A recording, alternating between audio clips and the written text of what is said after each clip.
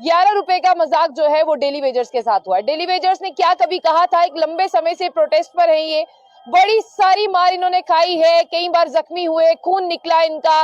और इनके जो बाकी के साथियों की बात करें, बिल्कुल इन्होंने धूप में, बरसातों में, बारिशों में प्रोटेस्ट किया है, लेकिन कभी उन्होंने ₹11 नहीं मांगे थे।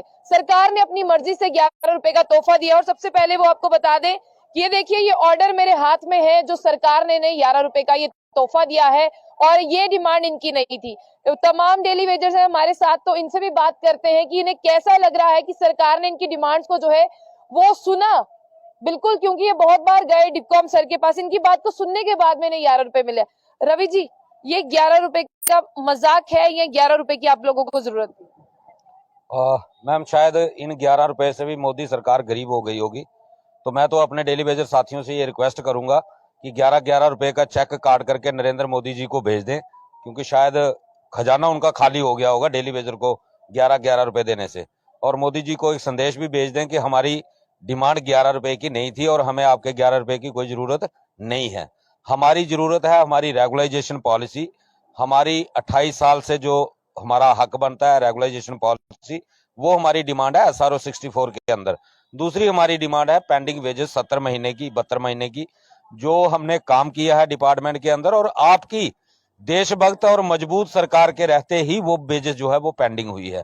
आप दूसरे सरकारों पे इल्जाम लगाते हैं, जितनी भी सरकारें यहाँ पे रही हैं, चाहे वो NC रही हो, कांग्रेस रही हो, PDP रही हो, पैंथर रही हो, तो भाजपा वाले उन पे इल्जाम लगाते हैं वो सभी नेता, उनके सभी मंत्री करप्ट थे, उन्होंने देश को लूट लिया, उन्होंने स्टेट को लूट लिया। लेकिन उनके समय की बेजेस जो है हमारी क्लियर है। ये देशभक्त और ईमानदार सरकार के रहते 2015 के बाद हमारी 70 महीने की वेजेस पेंडिंग है। ये हमारी दूसरी डिमांड थी। और तीसरी डिमांड हमारी थी यूटी बना। अगर आपने प्रदेश के 2 टुकड़े किए और 2 यूटियां बनाई, यूटी के अंदर अगर दिल्ली यूटी की बात करें तो वहां 700 750 रुपए पर डे इस वक्त वेजेस है। तो हमारी वो डिमांड थी कि हमें दिल्ली यूटी की तर्ज पर मिनिमम वेजेस एक्ट जो है वो लागू किया जाए।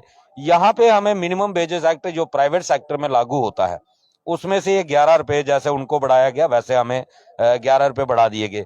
अगर आपने मिनिमम वेजेस एक्ट ही लागू करना था तो उसको प्रॉपर इंप्लीमेंटेशन उसकी होनी चाहिए थी।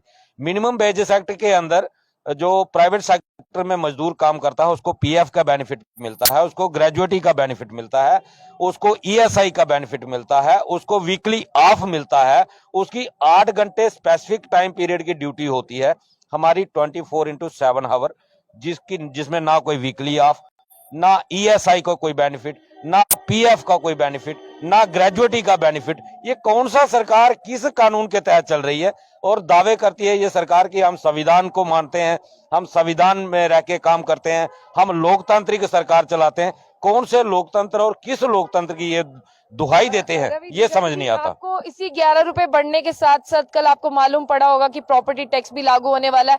चाहे आप डेली वेजर्स हैं, लेकिन आपको तब भी प्रॉपर्टी टैक्स देना है, यानी और आपको आपकी जेब से और खर्चा होने वाला है। मैं तो ये चाहूंगा प्रॉपर्टी टैक्स हम देंगे, पहले हमें प्रॉपर्टी तो बना के दें। बाप दादा की अगर किसी के पास कोई प्रॉपर्टी है तो उसका टैक्स हम कहां से भरेंगे? 9,000 में टैक्स भरेंगे या बच्चों को खाना खिलाएंगे? तो पहले हमें प्रॉपर्टी बनाकर तो दें, हमारी रेगुलाइजेशन दें। हम भी अपना कोई प्रॉपर्टी बनाएं, कोई मकान बनाएं, कोई जमीन खरीदें, तो हम उसका टैक्स देंगे, हमें कोई एतराज नहीं है। लेकिन पहले हमें उस लायक तो बनाएं। इस सरकार को पता नहीं कहां ये टैक्स का पैसा लेके जा रही है, किसके लिए ये टैक्स कलेक्शन हो रही है। नए नए टैक्स जम्मू कश्मीर की जनता के ऊपर थोपे जा रहे हैं। और आज जिस जनता ने भारतीय जनता पार्टी को खुले दिल से वोट किया था, आज उनको भी शायद एहसास हुआ होगा कि आज हमने क्या खोया है। जो अच्छे दिनों का वादा किया था, इससे ज्यादा अच्छे दिन नहीं आ सकते। आपने अपने साथियों से बात की होगी जब ये ऑर्डर आपने भी मोबाइल पे देखा होगा, तो साथियों की क्या प्रतिक्रिया थी, क्या रिएक्शन था साथियों का? मैम, रात 11:30 बजे मुझे फोन का स्विच ऑफ करना पड़ा था, क्योंकि लोगों ने मुबारकबाद इतनी दी कि 11 रुपए बढ़ गए, और लानत दी ऐसी ऐसी सरकार को कि सरकार, मुझे शर्म तो इनको है नहीं, कहें तो क्या कहें। जो कहना था बड़ी बार इनको कह दिया, लेकिन इनको शर्म नाम की कोई चीज इनके अंदर बची नहीं है, ना इंसानियत है ना कोई शर्म है। ये मैं आपके साथ सर, आपने भी अपने घर पर बताया होगा, बच्चों ने पूछा होगा कि फोन क्यों आ रहे हैं, ₹11 बढ़ गए हैं, तो क्या आपने क्या आगे से जवाब दिया? ये बहुत ही भद्दा मजाक हमारे डेली वेजरों के साथ किया गया है। सरकार को इसका नतीजा भुगतना पड़ेगा।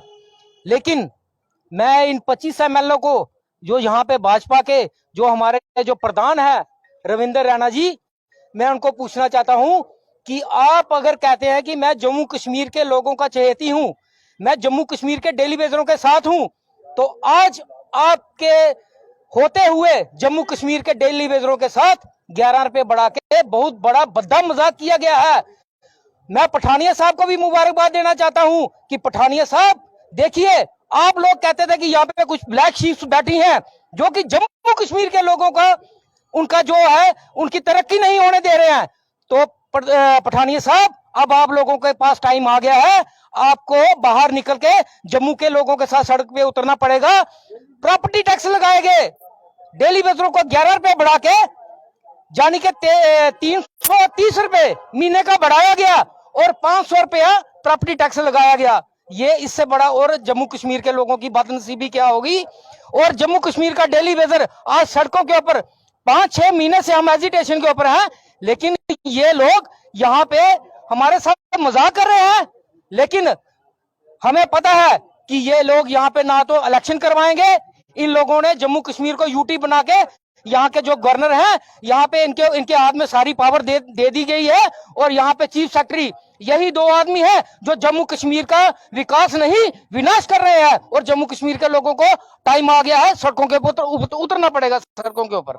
सर, मैं आपसे जानना चाहूंगी कि जैसे आपके दोनों साथियों ने बताया कि ये मजाक है, तो क्या ऑलरेडी सबको लगता है कि ये मजाक है, क्योंकि आपकी डिमांड जो है वो रेगुलाइजेशन पे, इसलिए मैं चाहूंगी कि आप रेगुलाइजेशन पे बात करें।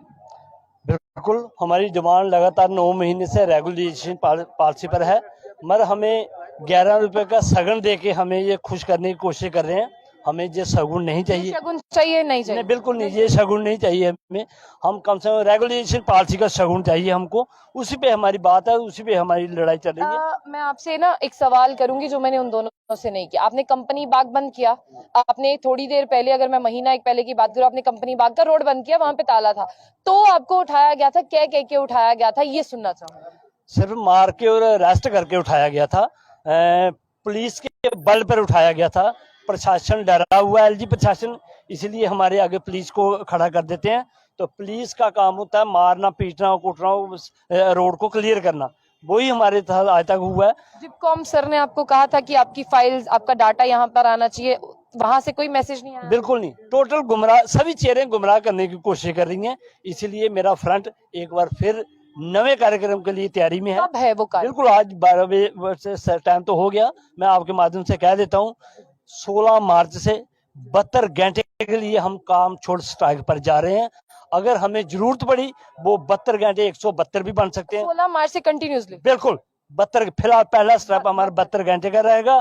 प्रशासन ये बात कान खोल के सुन ले, हम लोग अब किसी भी मूड में बर्दाश्त करने वाले नहीं, पीछे जाने वाले नहीं। ये जंग युद्ध सीधा और सीधा प्रशासन